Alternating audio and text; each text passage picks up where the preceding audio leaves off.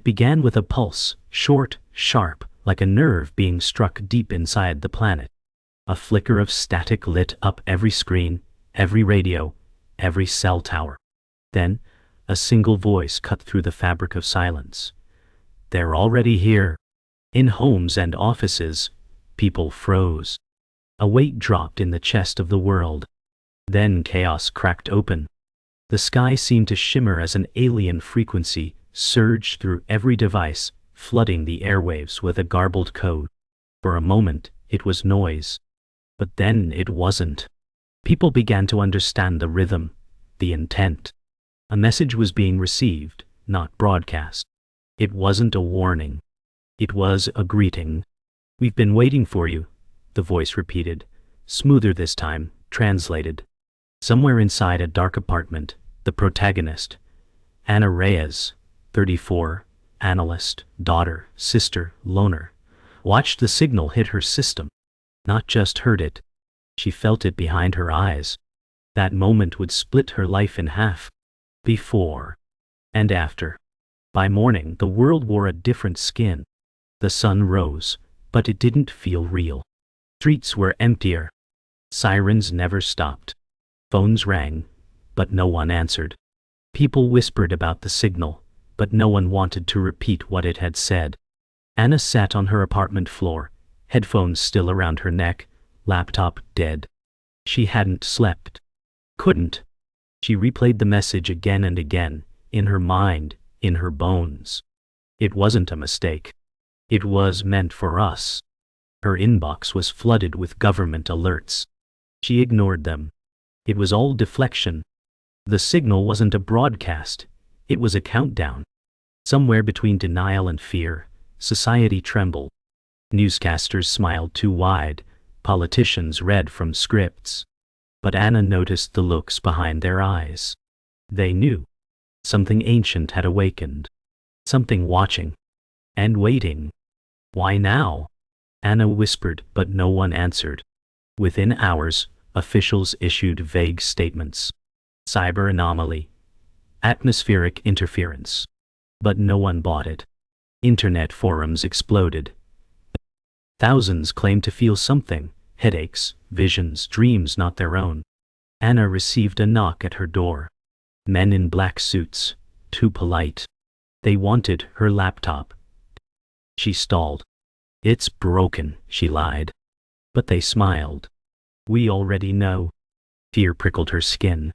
They were collecting data, silencing anyone who looked too closely. Across the city, entire blocks were quarantined. Drones flew overhead, scanning rooftops. Anyone who spoke about the signal too loudly disappeared online. Anna realized this wasn't a first contact. It was a cleanup. The truth hadn't just leaked. It had been detonated. And now, those in power were trying to vacuum the pieces back into a box that no longer existed. Alone again, Anna ripped open her encrypted archive. She had been tracking anomalies for months, data spikes, unexplained frequency bands, thermal disruptions. She thought she was chasing cyber ghosts. But the signal proved otherwise. Her screen displayed a heat map, points all over the globe reacting before the broadcast even started. Something massive had shifted beneath human awareness. She traced the patterns and found it. Her father's file. Disappeared in 2003. Classified. Military clearance redacted. She stared at the screen, jaw clenched. The signal hadn't just activated devices. It had activated people. Or bloodlines. She didn't believe in fate. But now she had no choice. That night, Anna dreamed in static. Shadows moved through alien halls, walls breathing, stars humming a language she nearly understood. She woke, gasping, sweat-soaked, a faint hum still echoing in her skull. Her ears bled slightly. On her window, symbols were drawn in condensation. She hadn't done it. Fear warred with curiosity. Was she being contacted? Or claimed? She touched the glass, fingers trembling. Outside, the city slept uneasily beneath skies that no longer looked the same. She whispered, "What do you want from me?" But deep down, she feared the answer was already inside her. Anna stared at her father's file for hours, scrolling through layers of blacked-out text. Her father, Lieutenant Marco Reyes, was officially listed as Mia. But buried deep within metadata was an audio file, no name, no timestamp. She clicked.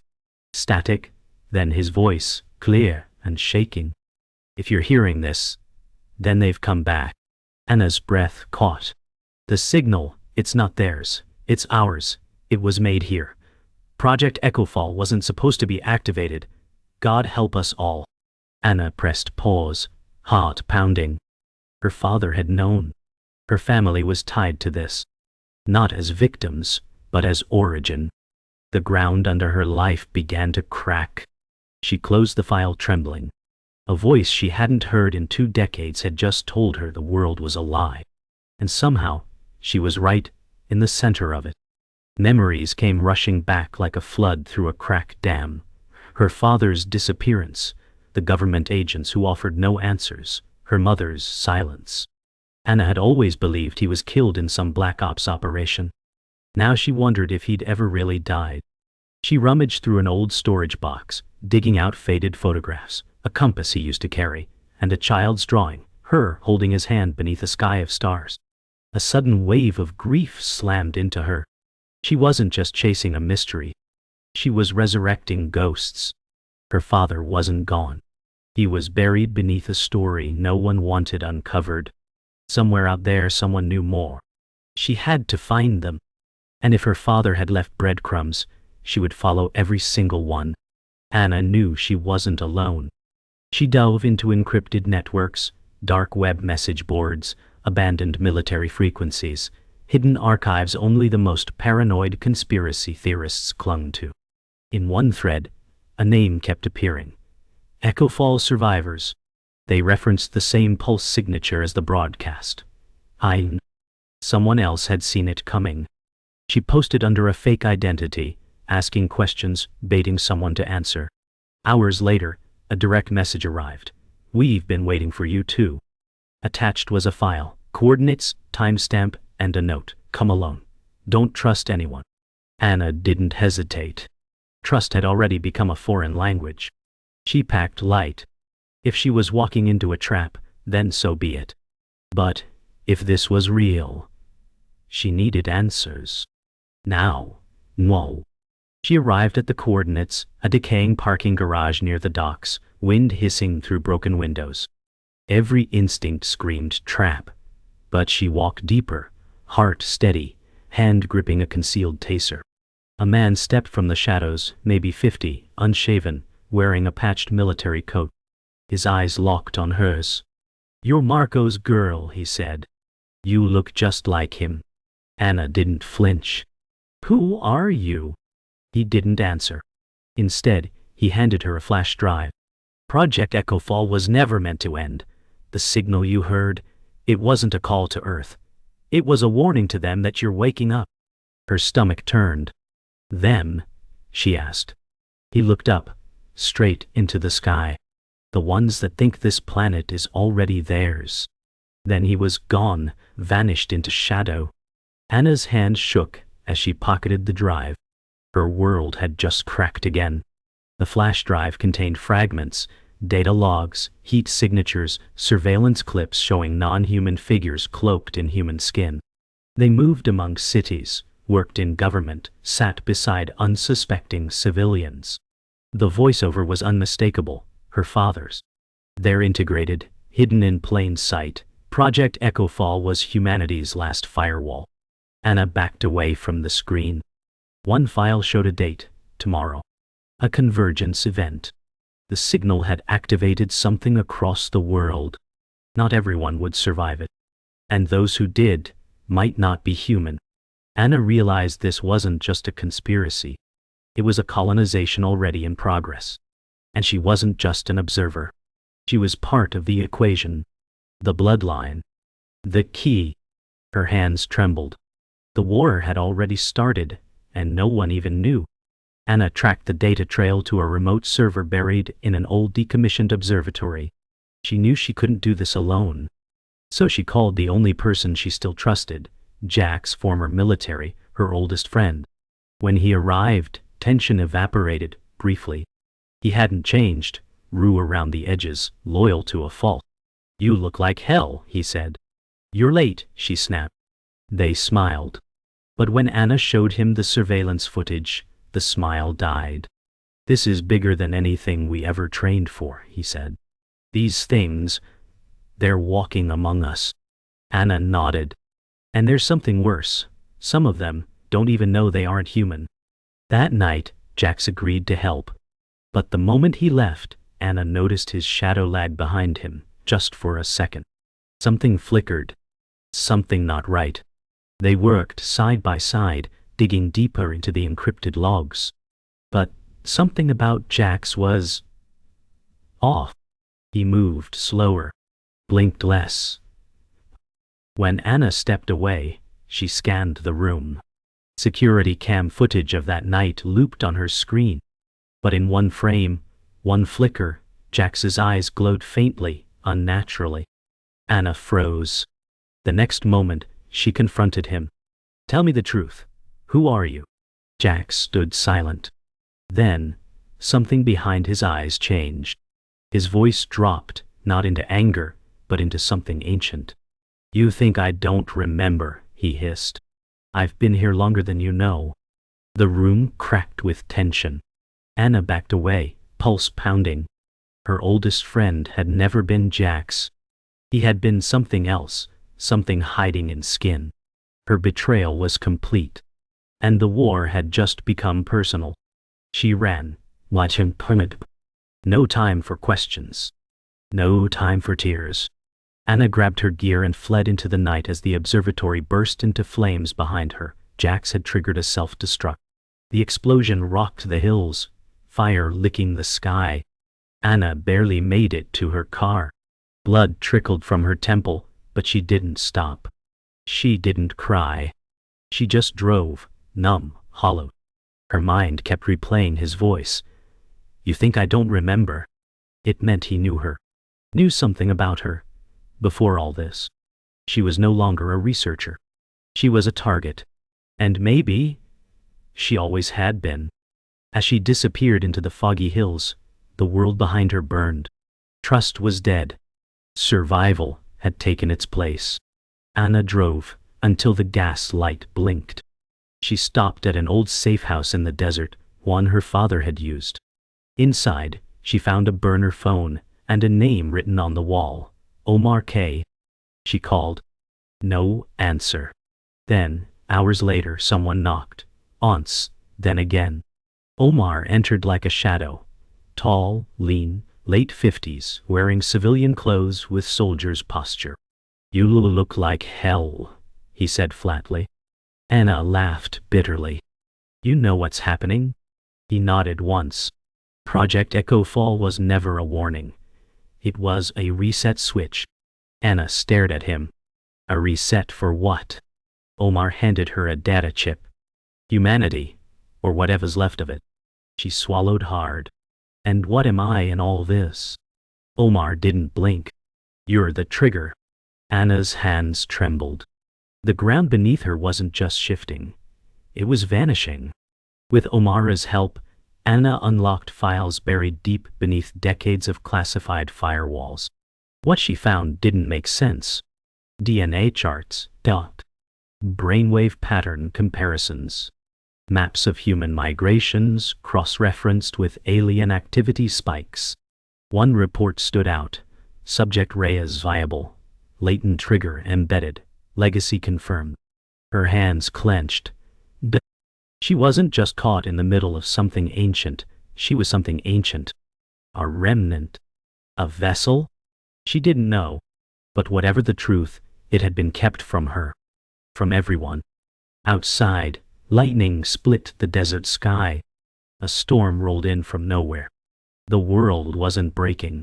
It was waking. And Anna Reyes had just become its fault line. The storm passed, but Anna remained still, watching the sky. Omar returned with news. Others like her were waking up. "We called them sleepers. You're not the only one they've marked." He showed her dossiers. Men, women, even children. unaware they carried alien architecture in their DNA. They're all over the world, scattered, quiet, until now. Anna stared at the names. One file had already been marked, eliminated. She didn't want to ask. Omar said, "Some can't handle the activation. The mind fractures." Anna swallowed. "And me?" He studied her, then spoke softly. "You haven't cracked. That's rare." Her identity, her blood, was no longer hers alone. It was part of a network, dormant, weaponized. The enemy wasn't just out there. It might be inside her, watching, waiting. That night, Anna woke screaming. Her veins burned like wires. Images flashed in her head, alien stars, languages she couldn't understand, yet somehow felt. Her body convulsed, eyes rolling back. Omar held her down, shouting something she couldn't hear. Then it stopped. Just like that. Silence. Her vision cleared, but her hands trembled. Her skin still glowed faintly beneath the surface, faint blue fractals fading fast. Omar looked shaken. "It's starting," he whispered. Anna tried to speak, but her voice cracked. Something inside her had unlocked. A code? A memory? A weapon? She didn't know what they had done to her, but she knew what it felt like.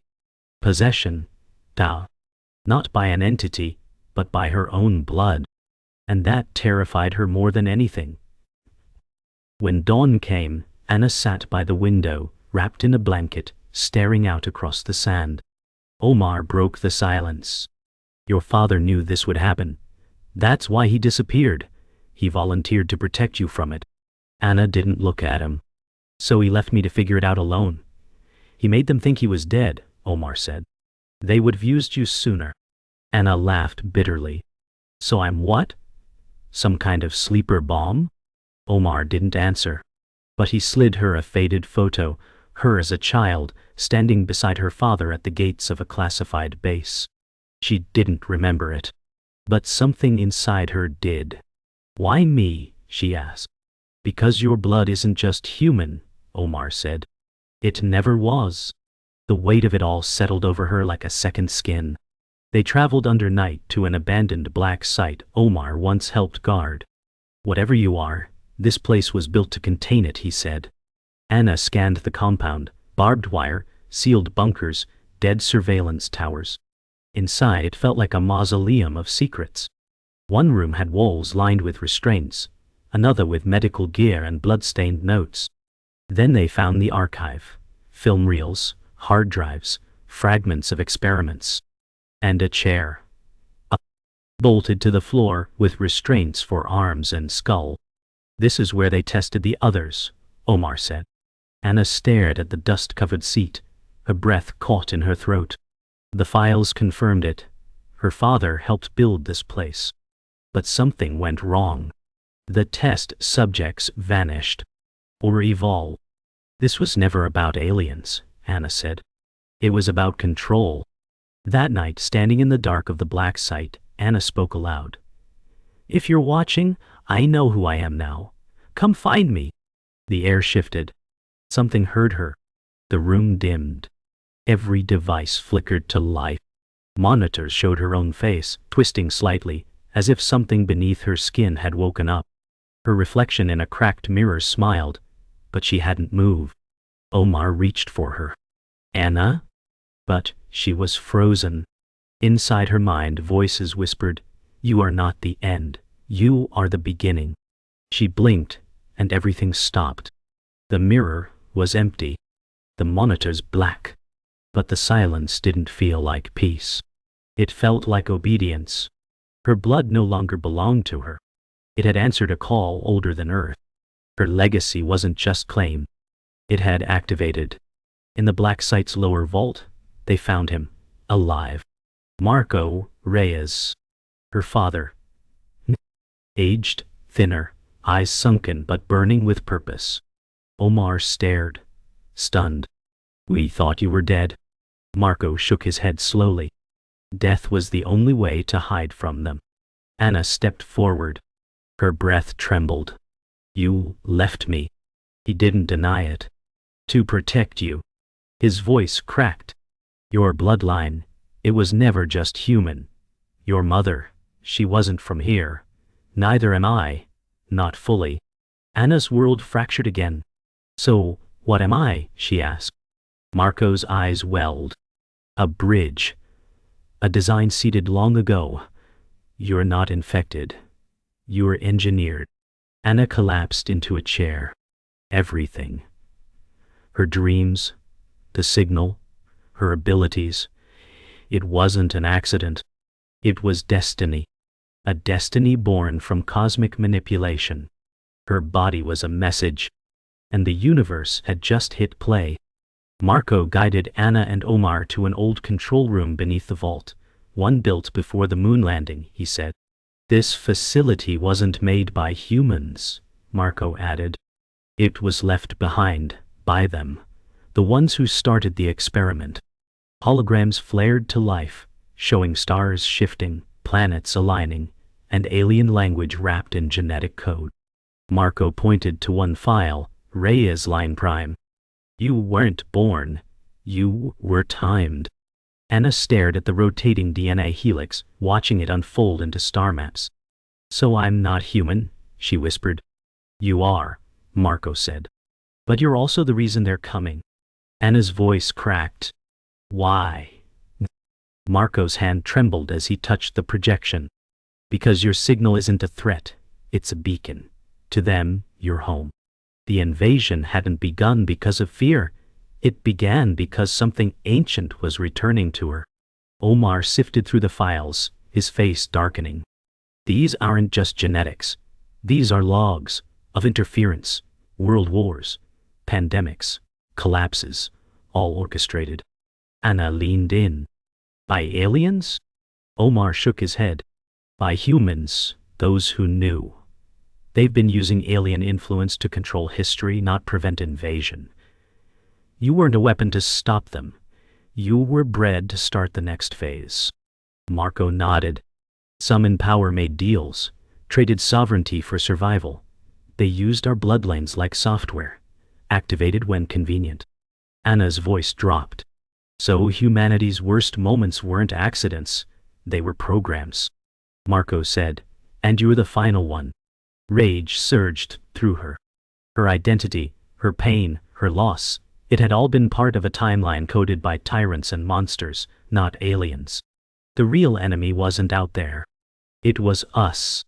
Control room held one final key, a device stored in a suspended pod, humming with low energy. This is the fail-safe, Marco said. Designed to rewrite the signal, to tell them Earth is no longer viable. Omar raised an eyebrow. A planetary lie. Marco nodded. But it comes with a cost. If she activates it, her signal dies too. She'll lose everything connected to it. Anna stared at the pod. And if I don't, then they come, Marco said. And they won't come quietly. Anna stepped toward it. The machine pulsed in time with her heartbeat. She could feel it listening. Choosing to use it meant silencing herself forever, cutting the cord between her and the stars. But not using it meant war. What would you do? She asked. Marco lowered his head. I already did. And I lost you for it. The choice was no longer hypothetical. It was now. Alone with the device, Anna pressed her hand against the surface. It responded immediately. Lights dancing, interfaces awakening. Memories surged through her, not her own but encoded in her genes. Other lives. Other planets. Voices whispering from stars long dead. She saw her father crying the day he left. Saw her mother standing in a field of silver grass under twin moons. She saw herself not as a woman, but as a continuation. Not a mistake. A message. A legacy. Her legacy. You're not just the trigger, a voice inside her said. You're the decision. Anna removed her hand. Not yet. Not until she knew what humanity truly deserved. The signal pulsed, waiting. The device didn't need a hero. It needed a verdict. And Anna Reyes wasn't done looking for the truth. The world changed in a heartbeat. Sirens howled. Communications blacked out. Satellites began falling from orbit like meteors. Above every major city, the sky fractured, ribbons of light twisting into spirals as something massive slipped through. The invasion hadn't begun. It had resumed.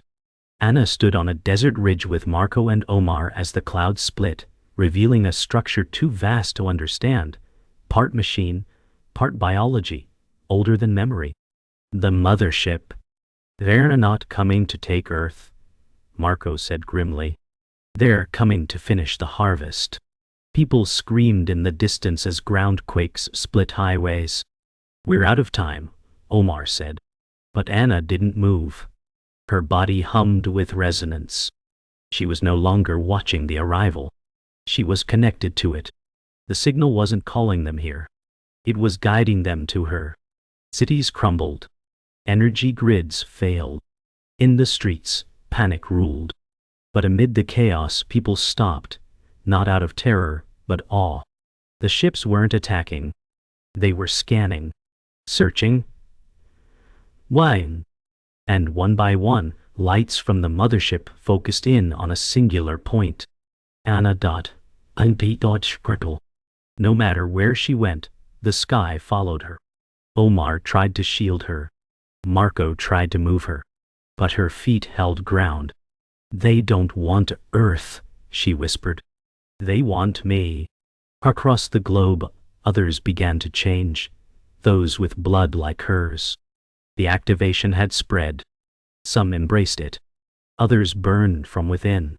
Anna stood at the center of an awakening and extinction all at once. She wasn't just the reason for the invasion. She was its axis. And the planet spun on her pulse. She didn't walk, she rose. Not lifted by force, but drawn by resonance. Her body moved as if obeying ancient commands. Marco shouted for her to stop. Omar reached for her hand. But Anna's eyes were glowing now, fractal patterns swirling in her irises, hair lifting in unseen wind. She hovered above the cracked earth, surrounded by swirling light. Voices filled the air, millions of them. Not screams. Memories. Languages of stars. Anna saw Earth not as it was, but as it had been sculpted, a taubing ground. And she was the result. You are convergence, the voices said. You are the gate. She wanted to scream. Instead she whispered, then let them come through me. Above, the mothership began to lower its core. The world would be changed by her decision. At the heart of the ship's descent, a portal opened, a living corridor of light and shadow. Anna floated forward, suspended between Earth and everything else. Inside, time fractured. She saw futures, ruins, rebirth, extinction, transcendence. Choose, the voice said. Your signal will either silence the awakening, or let it spread. If she triggered the failsafe, humanity would survive, but remain in chains, never knowing what it could become. If she embraced the signal, the truth would erupt across Earth, but not all would survive the change. Marco's voice broke through. You were made to end this. Omar whispered, or to begin it. Anna hovered at the edge of infinity. Her body shook. Her pulse echoed across the stars. The moment had come, not for war, but for definition. What did it mean to be human? And was that still what she wanted to be? Anna's body ignited, not in flame, but in understanding. She raised both hands, palms outward. The failsafe device embedded in her chest glowed, flickering between silence and resonance. Then she chose. Not to destroy. Not to surrender. But to amplify. A pulse surged outward, racing through clouds, cities, oceans. Every sleeper, every hidden bloodline heard it. Some fell. Some fell. Others rose. The aliens did not attack. They watched, observed, adjusted. Anna dropped to her knees, the light fading. Around the world, silence settled. Not peace, but awareness. She hadn't saved Earth. She'd unveiled it. The invasion hadn't ended. It had changed direction. And Anna Reyes had just become its compass. As the skies cleared and the ships held position, she whispered, "Let them come." But now, Earth would be ready. The world didn't celebrate. It exhaled. The skies cleared, but no one cheered. People emerged from shelters and wreckage into a planet that no longer felt theirs. The alien ships remained motionless above, casting long shadows over the cities. No messages came. No beams of destruction. Just presence. The governments issued confused statements. Media speculated. But Anna knew the truth. Earth had been judged and spared, not saved. In the desert, Anna stood where the pulse had started. Her skin bore faint glowing veins, now fading. Marco and Omar were gone, scattered with the survivors. She was alone. And yet, she wasn't. Around her, the wind whispered in voices not yet born. Her blood hummed with distant frequencies. "They're not leaving," Anna whispered to no one. "They're watching." And humanity had only begun to realize how exposed it truly was. Across the planet, strange phenomena began. Children spoke in unknown languages. Weather patterns became erratic. Old machines powered on without fuel. Sleeper agents who'd survived the pulse were different now. Some spoke of visions, others simply disappeared. A new world was taking shape, not of fire, but of transition. Anna watched news feeds on a cracked tablet. Governments were collapsing under the weight of unanswered questions. Cities abandoned their leaders. Religion splintered. And in the silence, whispers of Reyes grew. Some saw her as savior. Others as apocalypse. Anna didn't want either role. But she knew now. Her signal hadn't ended anything. It had triggered everything. The alien presence wasn't conquest. It was inheritance. And her blood was now the blueprint for what came next. She returned to her childhood home for the first time in decades. Dust clung to furniture. The air smelled of time. Her mother's journals lay untouched in a drawer, filled with drawings, symbols Anna now recognized as pre-contact glyphs. She wasn't just a scientist or an analyst. Her life had been orchestrated across generations. Sitting on her old bed, Anna allowed herself to grieve, not for her father or the world, but for the illusion of choice. She had always thought she could fight for truth, but now she knew she was truth, and truth did not ask permission. She burned the journals that night, not out of hate, but mercy. Some knowledge didn't belong in human hands. Not yet. She watched the pages curl and blacken and whispered, "I forgive you." Whether she meant her mother, herself, or the stars, she didn't know. Weeks passed. The ships never left. Instead, they spread. Orbiting key locations, hovering over ancient ruins, deep oceans, energy nexuses. Not a fleet of conquest, but a council of observation. Anna traveled across continents, never staying long. She met others like her, those partially awakened. Each one responded to her differently. Awe, fear, hatred. She wasn't a leader. She was a marker, a line drawn in history. Humanity stood on the edge of something new, not knowing whether to evolve or collapse. On a mountain summit in Peru, she stood alone, staring at a ship so massive it eclipsed the stars. And she realized something terrible. The war hadn't ended. It had only changed scale. The battlefield wasn't Earth. It was inside every human being. The enemy wasn't them. It was still us. In the end, there was no broadcast, no final war, no crater to define victory. Just quiet. And knowing. Anna walked through a remote forest path, no longer hiding. Her glow had dimmed, but it was still there. Humanity had been shown the mirror. Some would rise. Others would deny.